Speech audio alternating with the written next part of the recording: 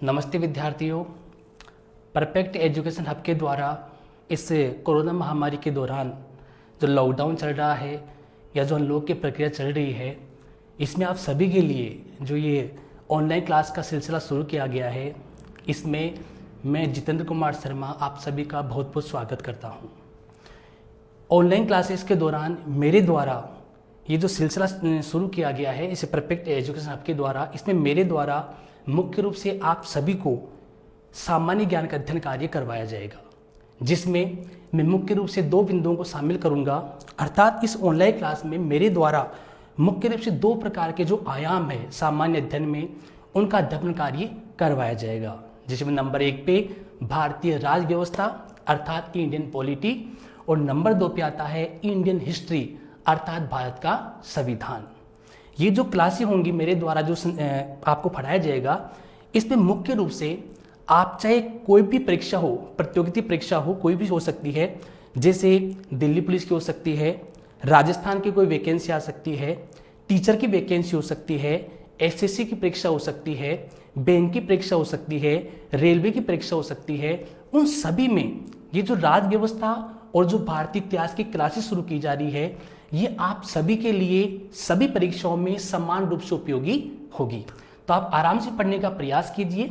एक आप पेन निकालिए, आप एक कॉपी निकालिए और समझने का प्रयास कीजिए कि जो आयाम सामान्य अध्ययन में हम पढ़ने जा रहे हैं, उसमें कौन कौन से मुख्य मुख्य प्रश्न आपके परीक्षा में पूछे जा सकते हैं, उत्तर देने का तरीका क्या होगा, प्रश्न किस प्रकार का बन सकता है और हम किस प्रकार से प्रश्न का आइडिया लगा करके, अनुमान लगा करके उसका उत्तर देने का प्रयास करेंगे। आइए विद्यार्थियों, एक पेन और कॉपी निकालिए और समझने का प्रयास कीजिए क्या है भारतीय राज व्यवस्था और क्या है भारत का इतिहास। इस पहले वीडियो में आज मैं शुरुआत कर रहा हूं भारतीय राज व्यवस्था से। आपने देखा होगा कि जब भी किसी प्रतियोगी परीक्षा की वैकेंसी आती है, उसका विज्ञापन जारी होता है, तो साथ साथ में उसका सिलेबस भी आता है और सिलेबस में एक टॉपिक लिखा होता है इंडियन पॉलिटी अर्थात भारतीय राज व्यवस्था, जिसे आमचाल की भाषा में हम बोलते हैं हमारा भारतीय संविधान। अक्सर हमें कंफ्यूज रहता है कि संविधान क्या होता है, भारतीय राज व्यवस्था क्या होती है, किन किन बिंदुओं को आधार बना करके ये जो भारतीय राज व्यवस्था है या जो भारतीय संविधान है उसका अध्ययन कार्य किया जाता है। इस पहले वीडियो में मैं आपको कम से कम 10 से 15 मिनट के लिए ये समझाने का प्रयास करूंगा कि वास्तव में भारतीय राज व्यवस्था होती क्या है, जिसे अपन अपनी भाषा में संविधान बोलते हैं, वो संविधान होता क्या है, वह भारतीय राज व्यवस्था होती क्या है। समझने का प्रयास कीजिए और जहां भी आपको किसी प्रकार की कोई समस्या आती है, आप वीडियो को रोकना, वापस समझने का प्रयास कीजिए और साथ साथ में समझते भी रहिए और अपनी नोटबुक में इसको आप इंकित भी करते रहिए, ताकि आपको भविष्य में जब आप पढ़ें तो आपको किस प्रकार की कोई समस्या का सामना नहीं करना पड़े। देखिए, मैंने अभी आपको यह बताया कि जब भी किसी विज्ञापन में सिलेबस आता है तो वहां पे लिखा होता है कि आपकी परीक्षा में आपसे पॉलिटी के बारे में प्रश्न पूछे जाएंगे, जिसे हम भारतीय संविधान बोलते हैं। पॉलिटी का वास्तव में मतलब होता है राज व्यवस्था। क्या होती है राज व्यवस्था?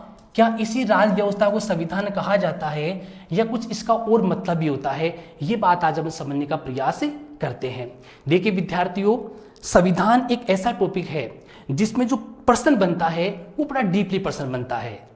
परीक्षा का जो पेपर होता है उसको जो सेट करने वाला है, परीक्षा का जो पेपर है उसमें सेट करने वाला आपको एक ही प्रश्न के माध्यम से अनेक प्रकार की बातें जानने का वो प्रयास करता है कि विद्यार्थी ने कितना अध्ययन किया, विद्यार्थियों को कितना नॉलेज इस टॉपिक के बारे में। तो हम इस राज व्यवस्था को अच्छे प्रकार से पढ़ने का प्रयास करेंगे, गहराई पे जाने का प्रयास करेंगे, कैसा प्रश्न बन सकता है, हम उत्तर कैसे ढूंढ सकते हैं उस 4 ऑप्शन में से, ये हमारा यही प्रयास रहेगा। समझने का प्रयास कीजिए।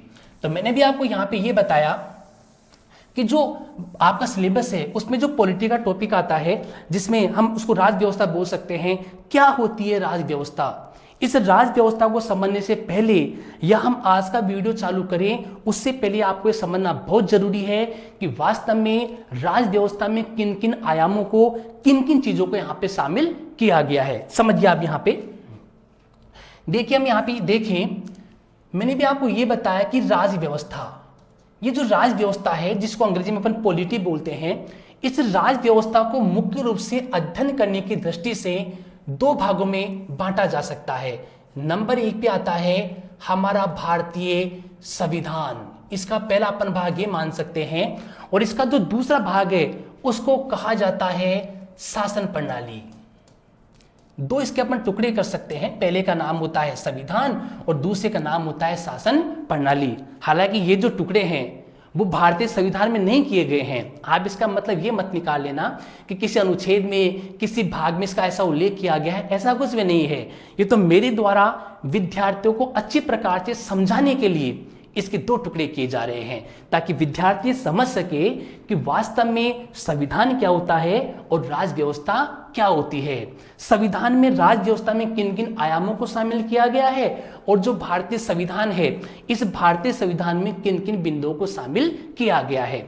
इसको बताने का उद्देश्य ये माना जाता है कि कभी कभी एक बहुत ही सीधा प्रश्न बन जाता है।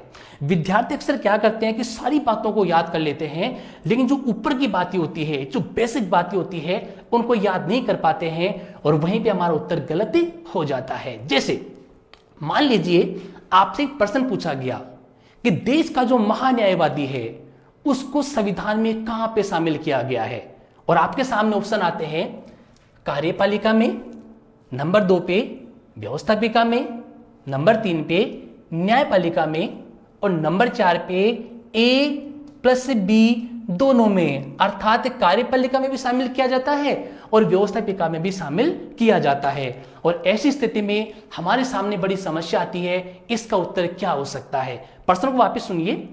भारतीय संविधान में या भारतीय शासन प्रणाली में या राज व्यवस्था में देश का जो महान्यायवादी होता है, जो देश का सबसे बड़ा कानून का ज्ञाता होता है, विधि अधिकारी होता है, इसको हमारी शासन प्रणाली में इसी राज व्यवस्था में कहां पे शामिल किया गया है, इस आयाम को या इस बिंदु को कहां पे रखा गया है।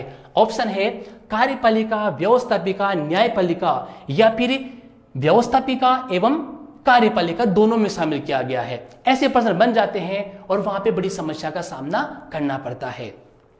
इसी समस्या का समाधान करने के लिए मेरे द्वारा आप सभी की सुविधा के लिए संविधान के कुछ टुकड़े किए गए हैं, जिससे आपको यह पता चलेगा कि वास्तव में देश का महान्यायवादी, देश का राष्ट्रपति, किसी राज्य का राज्यपाल, किसी राज्य का मुख्यमंत्री, किसी राज्य का महाधिवक्ता, इन सभी आयामों को संविधान में कहां पे रखा गया है, हम इनको कहां मान करके इनका अध्ययन कर सकते हैं, और यदि एग्जाम में ऐसा प्रश्न पूछा जाता है तो उसको उत्तर अपन क्या दे सकते हैं, ये हम समझने का प्रयास कर रहे हैं। तो देखिए वापस आप समझने का प्रयास कीजिए। मैंने भी आपको यहाँ पे ये बताया कि हम यहाँ पे राज्य व्यवस्था पढ़ रहे हैं। राज्य व्यवस्था जिसे अंग्रेजी में पॉलिटी कहा जाता है, जिसे आप अपनी भाषा में संविधान बोलते हैं, राज्य व्यवस्था के दो टुकड़े किए जा सकते हैं। ये टुकड़े संविधान में नहीं है, मैं आपको समझाने के लिए टुकड़े कर रहा हूं। नंबर 1 पे संविधान, ये टुकड़ा किया जा सकता है, और नंबर 2 पे आता है शासन प्रणाली, ये टुकड़ा किया जा सकता है। अब आपके मन में कंफ्यूज चढ़ रहा होगा कि संविधान का मतलब क्या हुआ, संविधान में फिर किन किन को शामिल किया जाएगा, और ये जो शासन प्रणाली है इसका मतलब क्या होता है, इसमें किन किन को शामिल किया जाता है, ये आपके मन में चढ़ रहा होगा, जिसका भी समाधान हो जाता है। हम पहले शासन प्रणाली के बारे में समझ लेते हैं कि शासन प्रणाली का मतलब क्या होता है और शासन प्रणाली में किन किन आयामों को शामिल किया गया है। पहली बात समाप्त होती है, राज व्यवस्था के दो टुकड़े किए जाते हैं। नंबर 1 पे आता है संविधान और नंबर 2 पे आता है राज व्यवस्था, शासन प्रणाली। अब आप वापस समझने का प्रयास कीजिए कि इसका और आगे क्या हो सकता है। देखिए मैंने अभी आपको यहां पे ये बताया कि नंबर 1 पे आता है शासन प्रणाली। समझने का प्रयास कीजिए, ये जो शासन प्रणाली है, इस शासन प्रणाली को अध्ययन करने की दृष्टि से, अच्छे प्रकार से समझने की दृष्टि से, विद्यार्थी इस बात को अच्छे प्रकार से अपने मन में बिठा सके, इस दृष्टि से शासन प्रणाली को 3 भागों में बांटा जा सकता है। नंबर 1 पे आता है केंद्रीय शासन प्रणाली, नंबर 2 पे आता है राज्य शासन प्रणाली और नंबर 3 पे आ जाता है स्थानीय शासन प्रणाली। तो शासन प्रणाली को 3 भागों में बांटा गया। नंबर 1 पे केंद्रीय शासन प्रणाली, नंबर 2 पे राज्य शासन प्रणाली, नंबर 3 पे स्थानीय शासन प्रणाली। मैं वापस एक बार आपका दोहरान कार्य करवा देता हूं। पॉलिटी, जिसको राज व्यवस्था कहा जाता है, इस राज व्यवस्था को दो भागों में बांटा गया। नंबर 1 पे संविधान, नंबर 2 पे शासन प्रणाली। हम शुरुआत कर रहे हैं शासन प्रणाली से। शासन प्रणाली को 3 भागों में बांटा गया है। नंबर 1 पे केंद्र की शासन प्रणाली, नंबर 2 पे राज्य की शासन प्रणाली, नंबर 3 पे स्थानीय शासन प्रणाली। ये जो केंद्रीय शासन प्रणाली है, इस केंद्रीय शासन प्रणाली को वापस से 3 भागों में बांटा गया है। नंबर 1 पे केंद्र की कार्यपालिका। देखिए, शासन प्रणाली में जो केंद्रीय शासन प्रणाली है, वापस से केंद्रीय शासन प्रणाली को 3 भागों में बांटा जा रहा है। नंबर 1 पे केंद्र की कार्यपालिका, नंबर 2 पे केंद्र की व्यवस्थापिका और नंबर 3 पे केंद्र की न्यायपालिका। इसको शामिल किया गया है केंद्र की शासन प्रणाली में। नंबर 2 पे है राज्य शासन प्रणाली। ये जो राज्य शासन प्रणाली है, इस राज्य शासन प्रणाली को भी 3 भागों में बांटा गया है। नंबर 1 पे जिस प्रकार से केंद्र की कार्यपालिका, वैसे ही राज्य की कार्यपालिका। जिस प्रकार से केंद्र की व्यवस्थापिका, उसी प्रकार से राज्य की व्यवस्थापिका। और जिस प्रकार से केंद्र की न्यायपालिका, उसी प्रकार से राज्य की न्यायपालिका। इस प्रकार से केंद्र की शासन प्रणाली के 3 टुकड़े हैं और जो राज्य की शासन प्रणाली है, इसके भी 3 टुकड़े किए गए हैं और तीनों टुकड़े समान नाम से जाने जा रहे हैं। लेकिन आगे आपको इसमें अंतर देखने को मिलेगा। जबकि जो स्थानीय शासन प्रणाली है, इस स्थानीय शासन प्रणाली के मात्र 2 ही टुकड़े किए जा सकते हैं। नंबर 1 पे आ सकता है, नंबर 1 पे आता है ग्रामीण शासन प्रणाली और नंबर 2 पे आता है शहरी शासन प्रणाली। ये 2 प्रकार की बातें आपको यहां पे ध्यान रखनी है। स्थानीय शासन प्रणाली के 2 टुकड़े, नंबर 1 पे ग्रामीण शासन प्रणाली और नंबर 2 पे शहरी शासन प्रणाली। मैं वापस एक बार बोल देता हूं। पॉलिटी, जिसे राज व्यवस्था कहा जाता है, राज व्यवस्था के 2 टुकड़े किए गए हैं। नंबर 1 पे आता है संविधान, नंबर 2 पे आता है शासन प्रणाली। हम शुरुआत कर रहे हैं शासन प्रणाली से।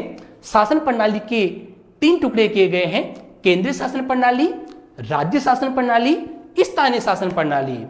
केंद्रीय शासन प्रणाली के 3 टुकड़े किए गए हैं, केंद्र की कार्यपालिका, केंद्र की व्यवस्थापिका और केंद्र की न्यायपालिका। ऐसे ही राज्य शासन प्रणाली के 3 टुकड़े किए गए हैं, राज्य की कार्यपालिका, राज्य की व्यवस्थापिका, जिसको राज्य की विधायिका भी कहा जाता है, और नंबर 3 पे राज्य की न्यायपालिका। ऐसे ही स्थानीय शासन प्रणाली के 2 टुकड़े किए गए हैं। नंबर 1 पे आता है ग्रामीण शासन प्रणाली, नंबर 2 पे आता है शहरी शासन प्रणाली। ये बातें आपको पता होनी चाहिए। अब आगे देखिए, केंद्रीय शासन प्रणाली का जो पहला टुकड़ा है, जिसको केंद्र की कार्यपालिका कहा जाता है, इस केंद्र की कार्यपालिका में मुख्य रूप से 5 बिंदुओं को शामिल किया गया है। इसके 5 आयाम है। नंबर 1 पे केंद्र की कार्यपालिका में देश के राष्ट्रपति को शामिल किया जाता है, नंबर 1। नंबर 2, केंद्र की कार्यपालिका में देश की उपराष्ट्रपति को शामिल किया जाता है। नंबर 3, केंद्र की कार्यपालिका में देश के प्रधानमंत्री को शामिल किया जाता है। केंद्र की कार्यपालिका में देश की जो मंत्री परिषद है, उसको शामिल किया जाता है। और केंद्र की कार्यपालिका में ही नंबर 5 पे देश का जो महान्यायवादी होता है, उसको शामिल किया जाता है।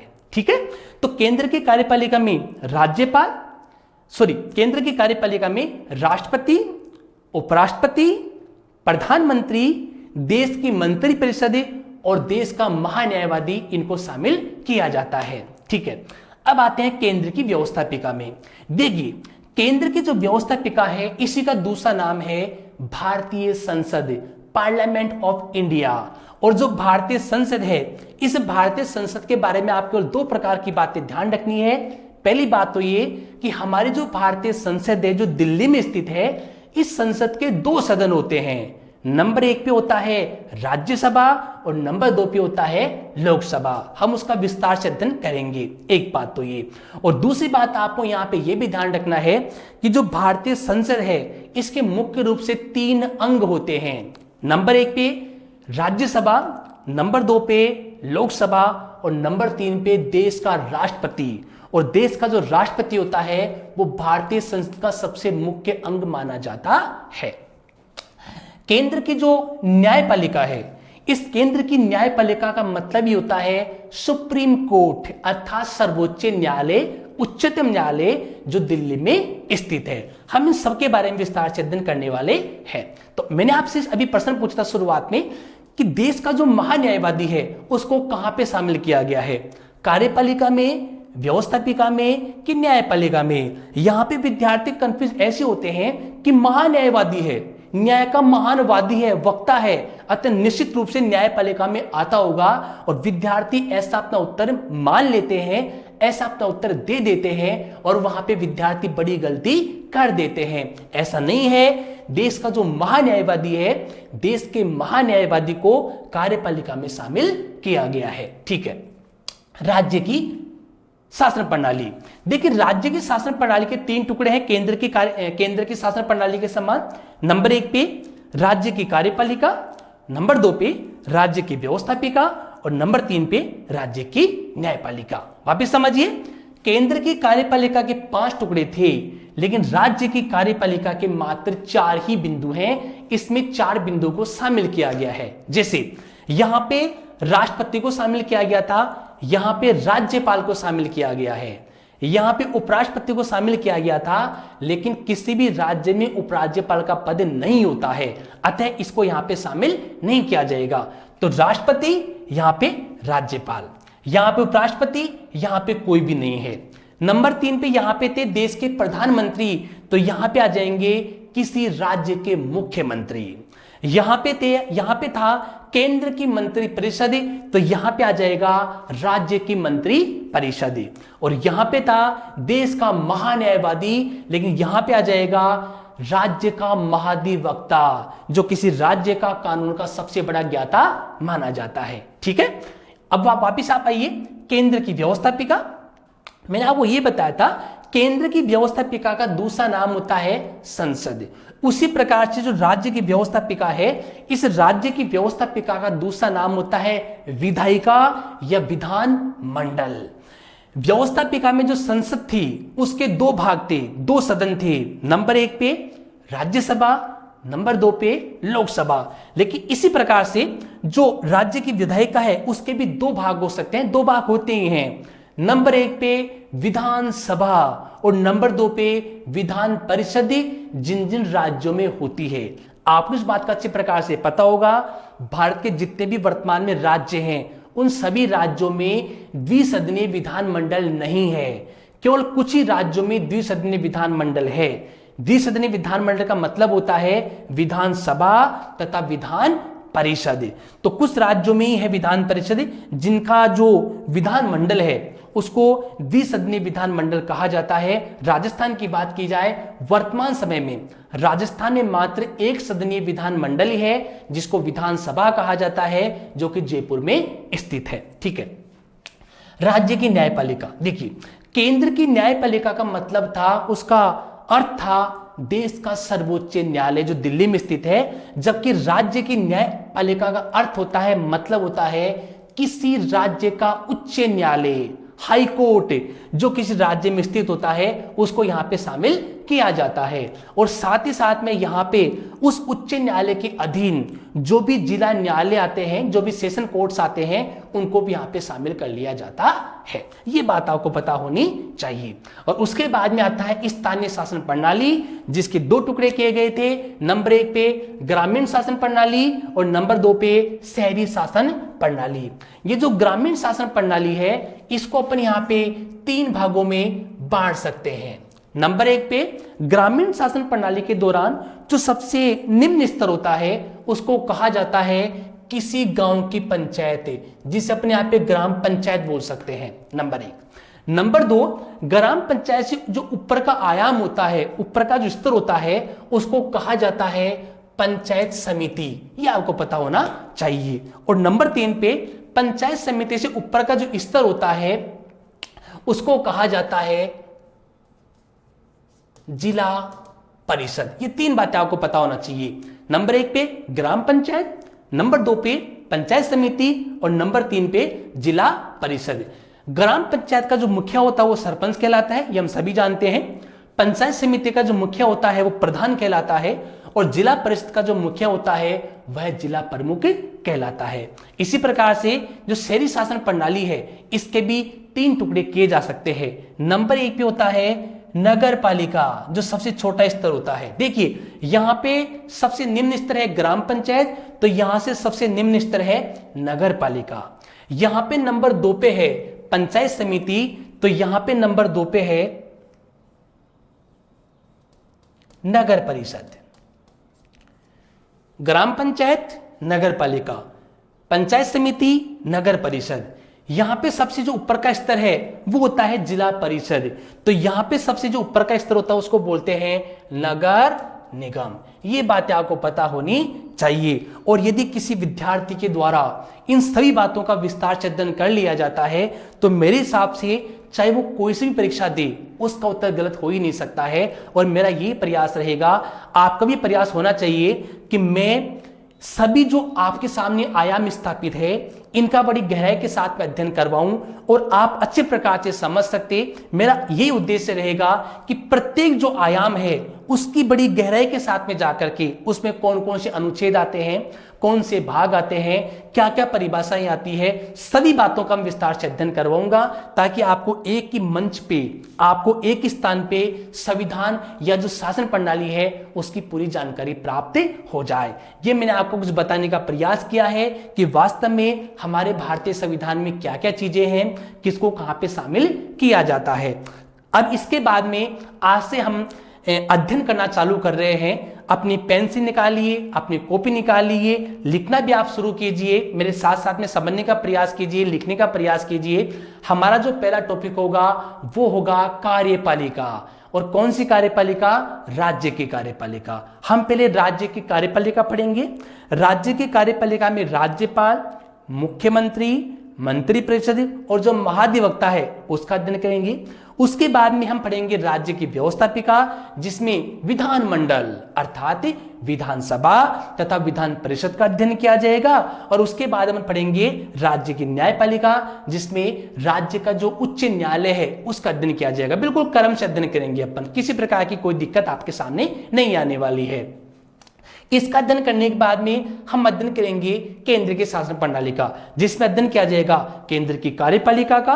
कार्यपालिका में हम अध्ययन करेंगे देश का राष्ट्रपति, देश का उपराष्ट्रपति, देश का प्रधानमंत्री, देश की मंत्रिपरिषद और देश का महान्यायवादी। उसके बाद में केंद्र की व्यवस्थापिका, केंद्र की व्यवस्थापिका में अध्ययन किया जाएगा संसद का, जिसमें राज्यसभा, लोकसभा, लोकसभा का अध्यक्ष, राज्यसभा का सभापति और संसदीय प्रक्रिया क्या होती है, क्या है भारतीय संसद, शुरुआत कब हुई थी, कब इसका गठन किया गया था, इसका भवन कब बनाया गया था, सारी बातों का अध्ययन किया जाएगा।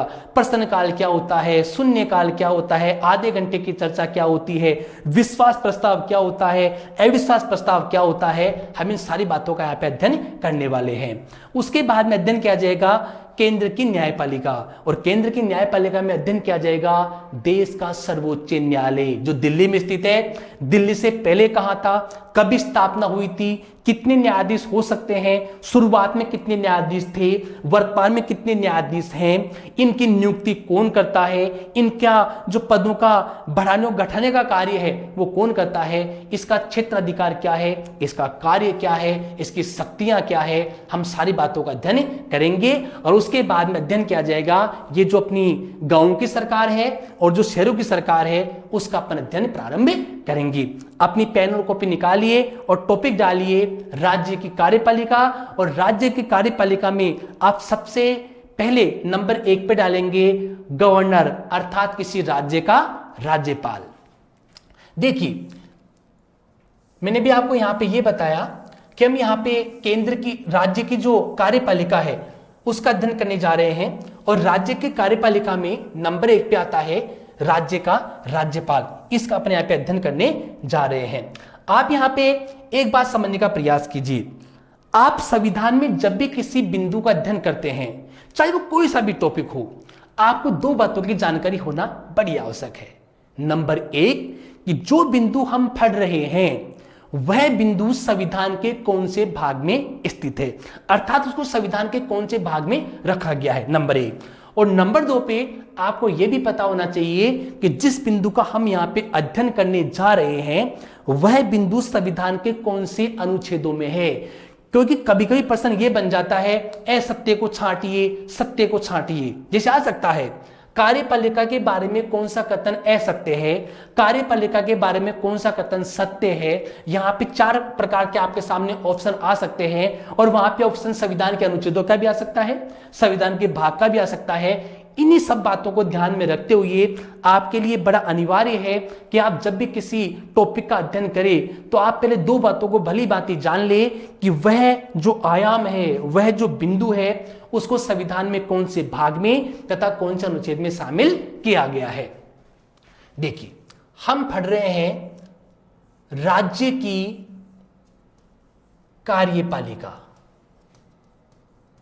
मैंने भी आपको यहां पे पहले बता दिया कि राज्य की कार्यपालिका में 4 बिंदुओं को शामिल किया गया है। नंबर 1 पे राज्य का राज्यपाल, उसको शामिल किया गया है। नंबर 2 पे राज्य का मुख्यमंत्री, उसको शामिल किया गया है। नंबर 3 पे राज्य की मंत्री परिषद, उसको शामिल किया गया है। और नंबर 4 पे राज्य का महाधिवक्ता, उसको यहां पे शामिल किया गया है। ये बातें आपको पता होनी चाहिए। हम इसका अध्ययन करें उससे पहले आपको 2 बातों की जानकारी आवश्यक है। नंबर 1 पे कि राज्य की जो कार्यपालिका है उसका उल्लेख संविधान के कौन से भाग में किया गया है।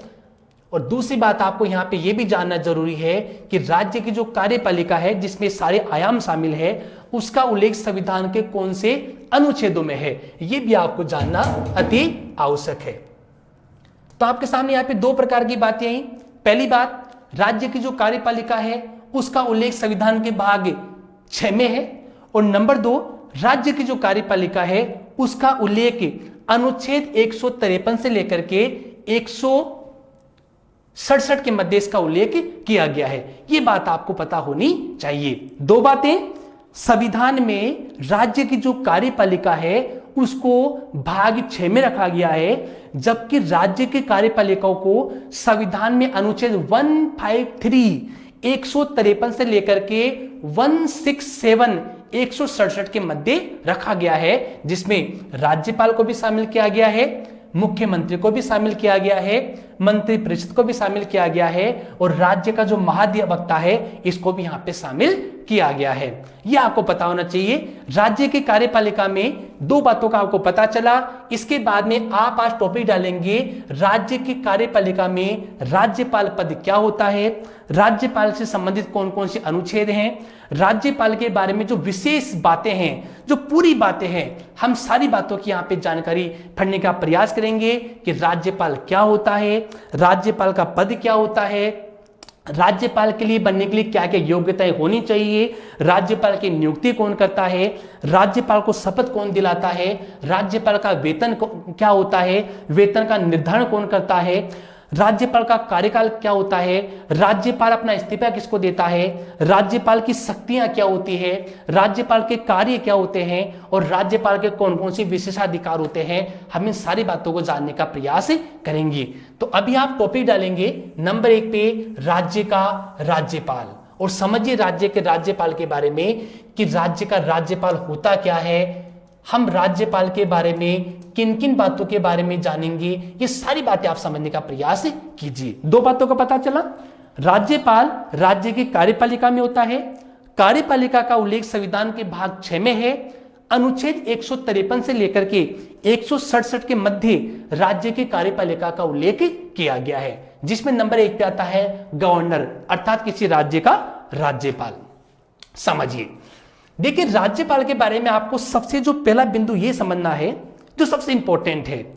कभी कभी परीक्षा में यह प्रश्न बन सकता है या बन जाता है, संविधान के कौन से अनुच्छेद के तहत किसी राज्य का राज्यपाल होगा, यह सीधा प्रश्न बन जाता है और वहां पे 4 प्रकार के अनुच्छेद आ जाते हैं। हमारे सामने कंफ्यूज रहता है कि उत्तर क्या दे।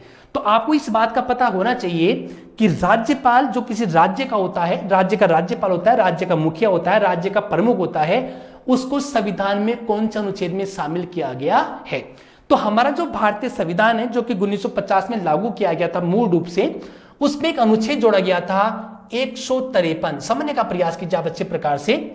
सीधी परिभाषा यहां पे ये होती है कि संविधान के अनुच्छेद 153 के तहत प्रत्येक राज्य का एक राज्यपाल होता है।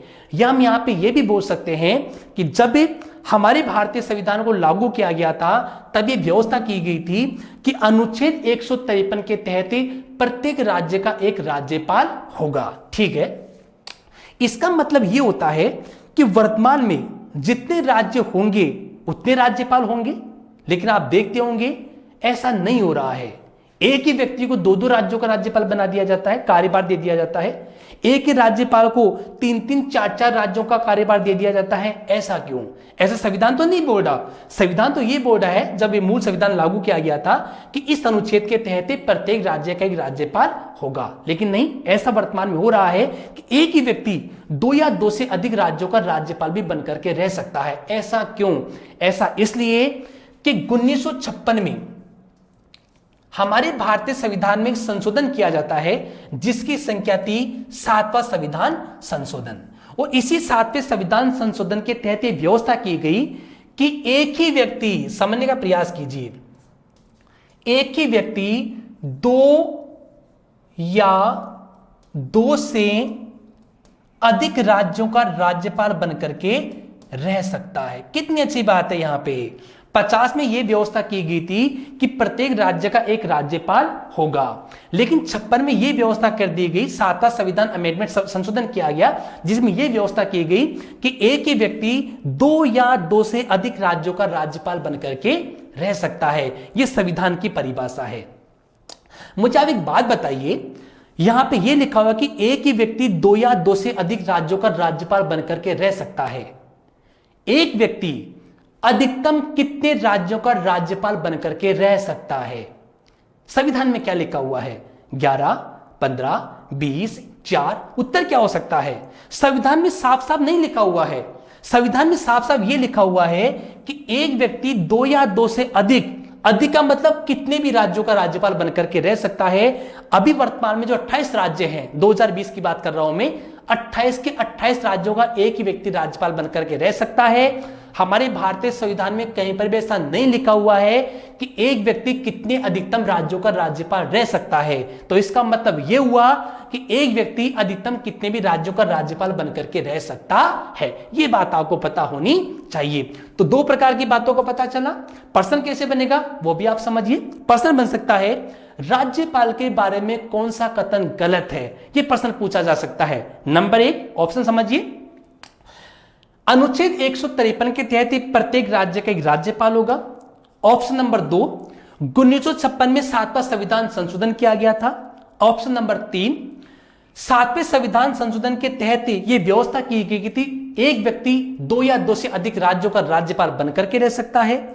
और ऑप्शन नंबर 4, एक व्यक्ति अधिकतम 10 राज्यों का राज्यपाल बनकर के रह सकता है। कौन सा गलत है? अनुमान लगाइए। तो ऑप्शन नंबर जो 4 है वो गलत है। तो ऐसे प्रश्न आ सकते हैं परीक्षा में, अतः इन सारी बातों का गहराई के साथ में ध्यान रखेंगे। हमारा ये पहला बिंदु यहां पे आकर के समाप्त हो रहा है। मैंने आपको पहले बिंदु में बताया कि अनुच्छेद 153 के तहत प्रत्येक राज्य का एक राज्यपाल होगा, लेकिन 56 में व्यवस्था कर दी गई थी कि एक ही व्यक्ति दो या दो से अधिक राज्यों का राज्यपाल बनकर के भी रह सकता है। ये सारी बातें आपको पता होनी चाहिए। नंबर 2, हम दूसरा बिंदु यहां पे पढ़ लेते हैं, कौन बन सकता है किसी राज्य का राज्यपाल? क्वालिफिकेशन से योग्यताएं क्या क्या होनी चाहिए, कौन व्यक्ति बन सकता है राज्यपाल? तो देखिए, हमारे भारतीय संविधान में एक अनुच्छेद है 157, 157। इस 157 में राज्य का जो राज्यपाल होता है, इस राज्यपाल की क्या क्या योग्यताएं हो सकती है, इन सारी बातों का उल्लेख किया गया है। थोड़ा ध्यान से समझने का प्रयास करना। यहां पे विद्यार्थी गलती कर देते हैं, नंबर कट जाते हैं। आपसे प्रश्न ये पूछा जा सकता है कि राज्य का राज्यपाल बनने के लिए क्या क्या योग्यताएं होनी चाहिए, और आप जानते होंगे भारत का नागरिक होना चाहिए, 35 वर्ष की आयु को पूरी कर चुका हो, किसी लाभ के पद पे ना हो, दिवालिया ना हो, मानसिक रोगी ना हो, उसका संबंध किसी पार्टी से नहीं होना चाहिए। इस प्रकार की योग्यता होती है। लेकिन भारतीय संविधान में क्या लिखा हुआ है? दो प्रकार की बातें समझिए। एक होती है योग्यताएं और नंबर 2 पे होता है शर्तें, कंडीशंस। क्या क्या शर्तें हो सकती है राज्य का राज्यपाल बनने के लिए, जिसका उल्लेख 158 में किया गया है। दोनों प्रकार की बातें समझिए। तो योग्यताएं 157 में उल्लेख किया गया है और राज्यपाल के लिए क्या क्या शर्तें होती है उसका उल्लेख 158 में किया गया है। हमारे भारतीय संविधान में, आप चांस मत ले लेना गलत करने का, हमारे भारतीय संविधान में राज्य का राज्यपाल बनने के लिए उस व्यक्ति में मात्र 2 योग्यता होनी चाहिए, तीसरी योग्यता है ही नहीं। वो शर्तें होती है, कंडीशंस होती है जो यहां पे उनका उल्लेख किया गया है। केवल 2 प्रकार की शर्तें होनी, योग्यताएं होनी चाहिए। नंबर 1 पे पहली योग्यता होती है वह भारत का नागरिक हो, वह भारत का नागरिक होना चाहिए। He and she should be citizen of India. ऐसा व्यक्ति कोई होगा उसको किसी राज्य का राज्यपाल बनाया जा सकता है।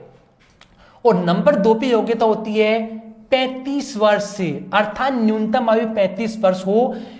जो व्यक्ति 35 वर्ष की आयु को पूरी कर चुका हो उस व्यक्ति को किसी राज्य का राज्यपाल बनाया जा सकता है। हमारे भारतीय संविधान में अनुच्छेद 175 में केवल राज्यपाल के लिए 2 योग्यताओं का निर्धारण किया गया है, तीसरी कोई योग्यता है ही नहीं।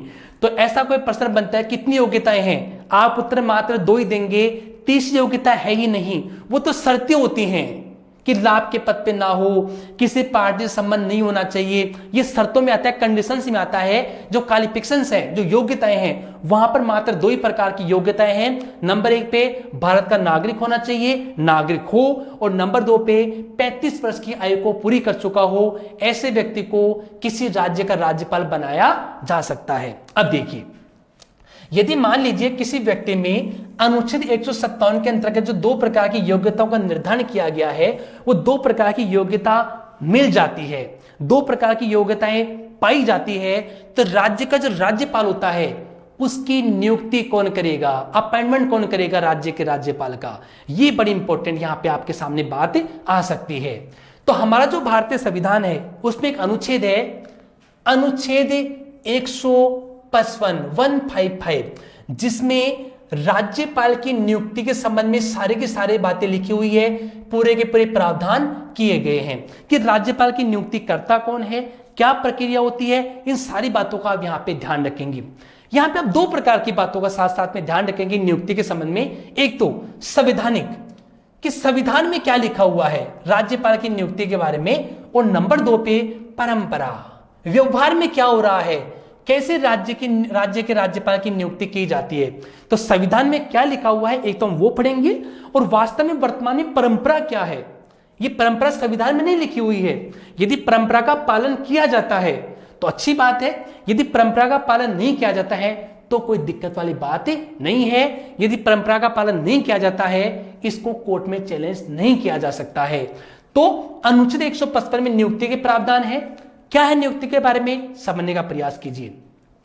इस अनुच्छेद में साफ साफ यह लिखा हुआ है कि राज्य का जो राज्यपाल होता है, इस राज्यपाल की नियुक्ति देश के राष्ट्रपति के द्वारा की जाती है। बस भारतीय संविधान में केवल यही बात लिखी हुई है कि राष्ट्रपति के द्वारा राज्यपाल की नियुक्ति की जाती है, लेकिन व्यवहार में ऐसा होता है कि राष्ट्रपति जो केंद्र की मंत्री परिषद है उसकी सिफारिशों के आधार पे राज्यपाल की नियुक्ति करता है। हालांकि ऐसा संविधान में नहीं लिखा हुआ है, संविधान में तो ऐसा ही लिखा हुआ है कि राष्ट्रपति राज्यपाल की नियुक्ति करता है, लेकिन वास्तव में व्यवहार में होता क्या है कि जिस व्यक्ति के नाम की सिफारिश से केंद्र की सरकार करती है उसी व्यक्ति को राष्ट्रपति उस राज्य का राज्यपाल नियुक्त कर देता है। यह बात आपको यहां पे समझना बहुत जरूरी है। नियुक्ति के बारे में केवल यही बातें हैं, लेकिन वास्तव में परंपरा क्या है, किस प्रकार से राज्यपाल की नियुक्ति के संबंध में परंपराएं बनी हुई है, उन परंपराओं का क्या पालन किया जाता है,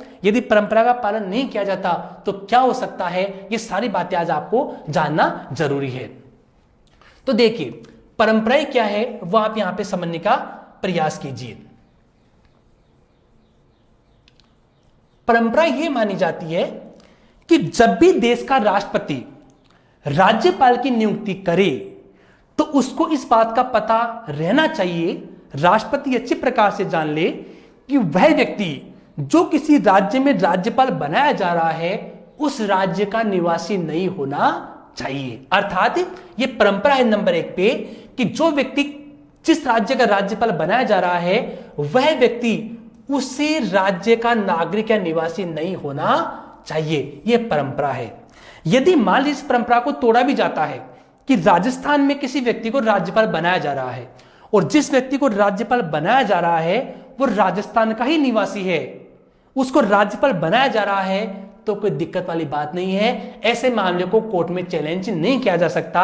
लेकिन अक्सर व्यवहार में देखा जाता है कि उसी व्यक्ति को राज्यपाल बनाया जाता है जो राज्य का निवासी नहीं हो। एक बात तो ये, और दूसरी परंपरा यह बनी हुई है कि जब भी राष्ट्रपति राज्यपाल की नियुक्ति करे उससे पहले राष्ट्रपति को उस राज्य का जो मुख्यमंत्री है, उस राज्य का जो मुख्यमंत्री है उससे सलाह ले लेनी चाहिए। बहुत इंपॉर्टेंट बात है कि राज्यपाल की जब नियुक्ति की जाए राष्ट्रपति के द्वारा, तो राष्ट्रपति के द्वारा जिस राज्य में राज्यपाल की नियुक्ति की जा रही है उस राज्य का जो मुख्यमंत्री है उसकी सलाह ले लेनी चाहिए। यह परंपरा है। यदि इन दो प्रकार की परंपराओं का पालन किया जाता है तो अच्छी बात है, और यदि पालन नहीं किया जाता है तो ऐसे मामले को कोर्ट में चैलेंज नहीं किया जा सकता है। यह बात आपको उस पता होनी चाहिए। नियुक्ति के संबंध में हमने दो प्रकार की बातें देखी। अनुच्छेद 155 के तहत राज्यपाल की नियुक्ति राष्ट्रपति के द्वारा की जाती है। व्यवहार में राष्ट्रपति उसी व्यक्ति को राज्यपाल नियुक्त करता है जिसकी सिफारिश केंद्र की सरकार के द्वारा की जाती है। दो प्रकार की परंपराएं हैं। परंपराओं का उल्लेख भारतीय संविधान में कहीं पर भी नहीं है। पहली परंपरा यह है कि वह व्यक्ति उस राज्य का निवासी नहीं होना चाहिए, और दूसरी परंपरा यह है कि जब भी राष्ट्रपति के द्वारा राज्यपाल की नियुक्ति की जाए तो मुख्यमंत्री की सलाह ले लेनी चाहिए। जिस राज्य में राज्यपाल की नियुक्ति की जा रही है उस राज्य के मुख्यमंत्री से सलाह ले लेनी चाहिए। यह केवल परंपराएं हैं। ये कुछ बातें आपको पता होनी चाहिए। साथ ही साथ में परीक्षा में आजकल गहराई के प्रश्न बढ़ रहे हैं, तो नियुक्ति के संबंध में आपको दो प्रकार की बातें और पता होनी चाहिए।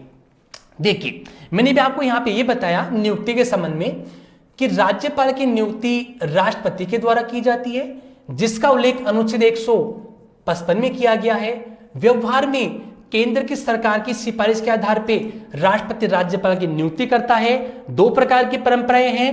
वह व्यक्ति राज्य का निवासी नहीं होना चाहिए, और राष्ट्रपति जब भी राज्यपाल की नियुक्ति करे तो राज्य का जो मुख्यमंत्री है, संबंधित राज्य का जो मुख्यमंत्री है, उसकी एडवाइस, उसकी सलाह ले लेनी चाहिए। क्या ये बातें संविधान में लिखी हुई हैं? क्या ये बात संविधान में लिखी हुई है? क्या नहीं लिखी हुई है?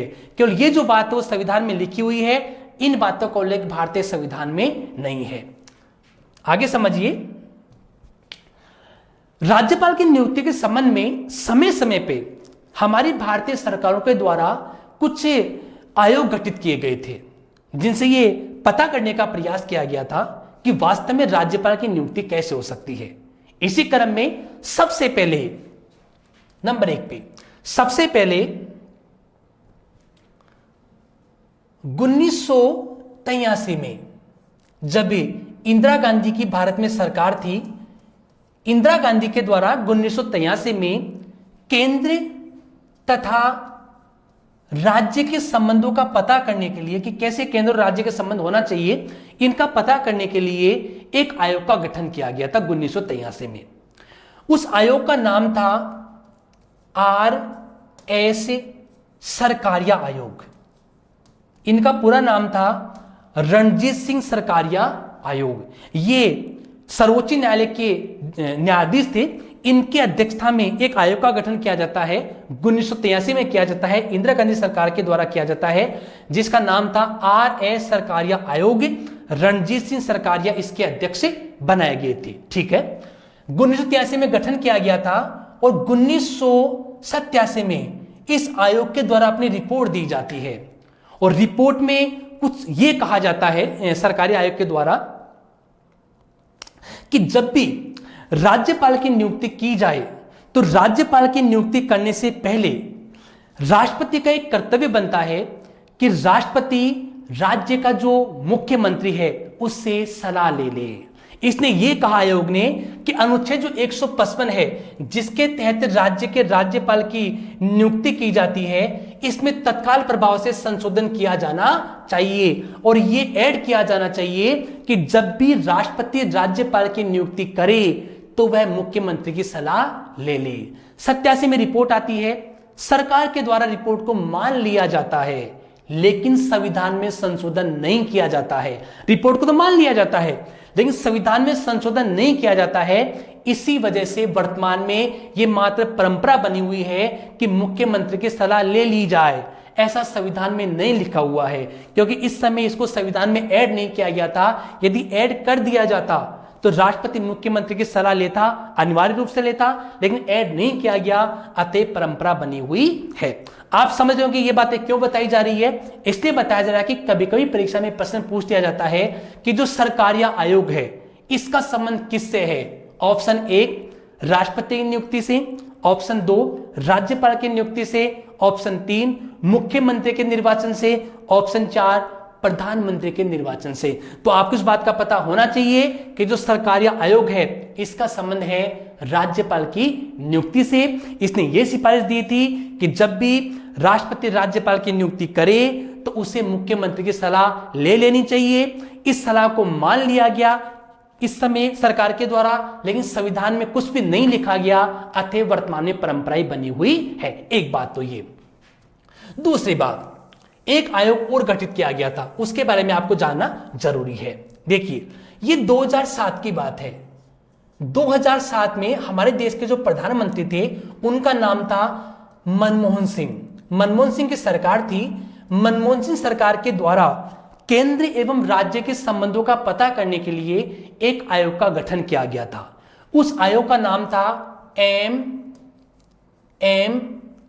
पुंछी आयोग।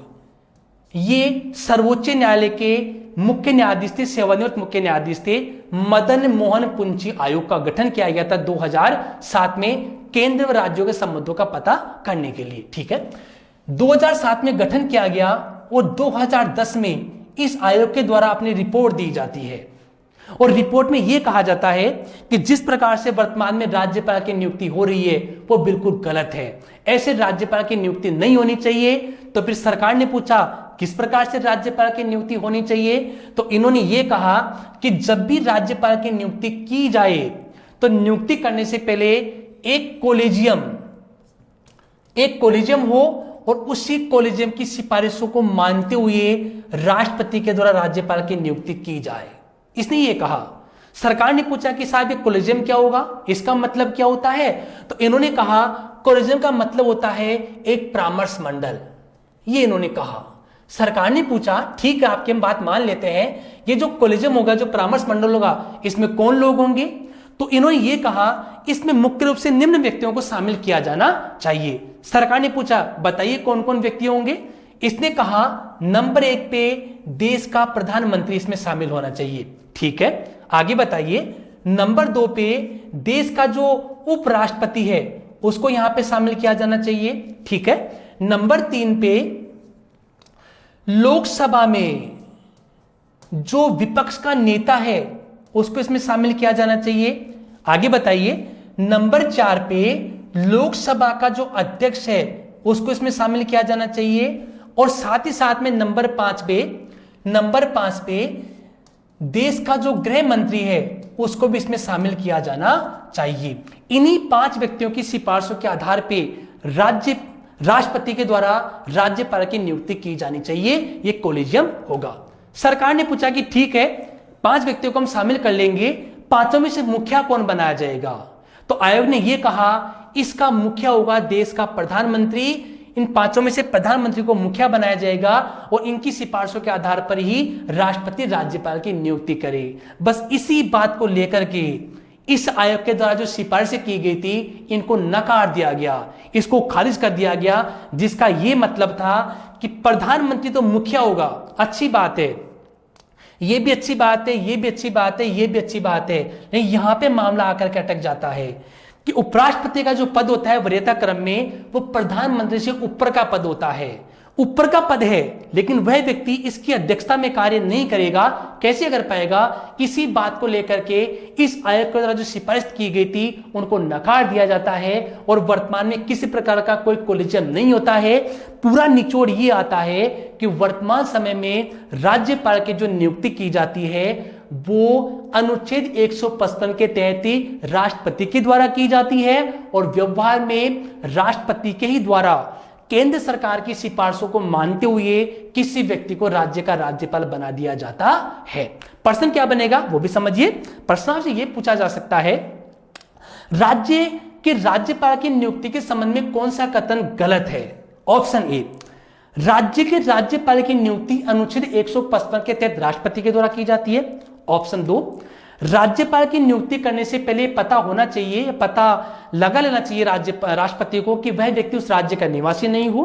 नंबर तीन, राष्ट्रपति के द्वारा राज्यपाल की नियुक्ति करने से पहले संबंधित राज्य के मुख्यमंत्री से सलाह लेनी चाहिए।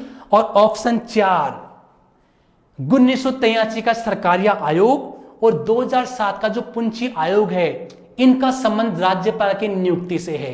कौन सा गलत है? कौन सा कथन गलत है? कोई सा भी कथन गलत नहीं है।